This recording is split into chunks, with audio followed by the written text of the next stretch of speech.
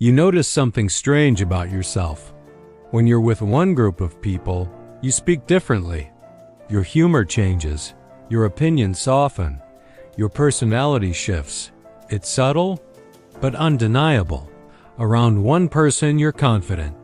Around another, quiet. Around someone else, careful and agreeable. And later, when you're alone, a quiet thought appears. Which one of these is actually me? Sometimes it feels like you're performing a role in every room you enter. And if that's true, then where is the real version of you hiding? Most people assume personality is fixed, as if somewhere inside you there's a stable, true self that should appear everywhere. But your daily experience tells a different story. At work, you become composed and professional. With old friends, you loosen up. With strangers, you might become cautious or polite. And with certain people, you become someone almost unrecognizable, more agreeable, more quiet, or strangely energetic. This constant shifting can feel unsettling because identity is supposed to feel stable. So, when your personality changes across situations, the mind starts asking uncomfortable questions. Am I fake? Am I just trying to please people? Or do I not actually know who I am? Over time, this uncertainty leaks into your self-talk. You hesitate before speaking because you're unsure which version of yourself will appear. You replay conversations later, wondering if you acted like yourself or just adapted to the room. And the more you think about it, the more fragmented your identity can feel. But this experience is far more common than people realize. In fact, psychology has been studying it for decades. And what researchers discovered is surprising. This shifting personality pattern is not a defect, it's a system. Your brain was never designed to behave exactly the same in every situation. It was designed to adapt. In personality psychology, there's a concept called self-monitoring. It describes how sensitive a person is to social context. High self-monitors instinctively read the room. They notice tone, status, expectations, subtle signals. And without consciously deciding to, their behavior adjusts. This ability helped humans survive socially. For most of history, belonging to a group meant protection. Rejection meant vulnerability. So, the brain evolved a powerful skill, social calibration, not deception. Not fake behavior, calibration. Just like your eyes adjust to darkness, your personality adjusts to social environments. The problem isn't that this happens. The problem is when you don't understand why it happens. Because without that understanding, adaptation starts to feel like identity loss. But the real mechanism is deeper, and it starts inside the brain. Inside your brain is a network called the social prediction system.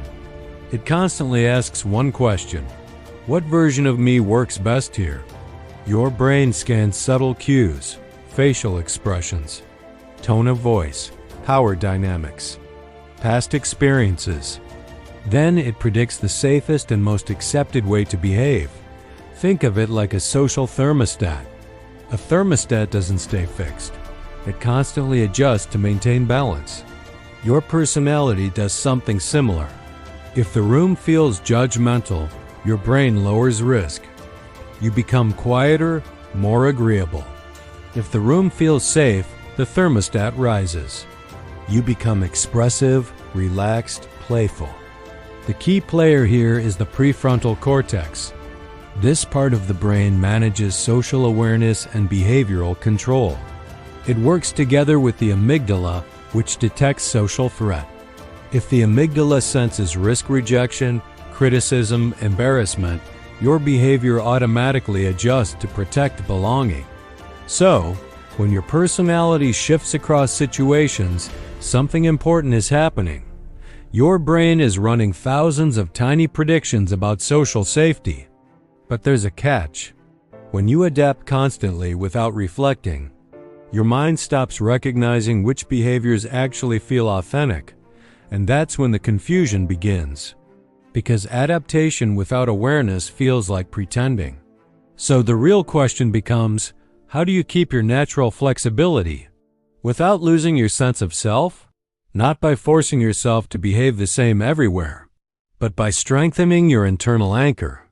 Here are 4 principles that help your brain balance adaptation with identity. Start observing when your personality changes. Different environments act like mirrors, reflecting different traits back to you. What to do? After social interactions, briefly ask yourself, what version of me showed up there? Why it works in the brain. This activates metacognition, the brain's ability to observe its own patterns. The prefrontal cortex becomes aware of automatic adjustments instead of running them blindly.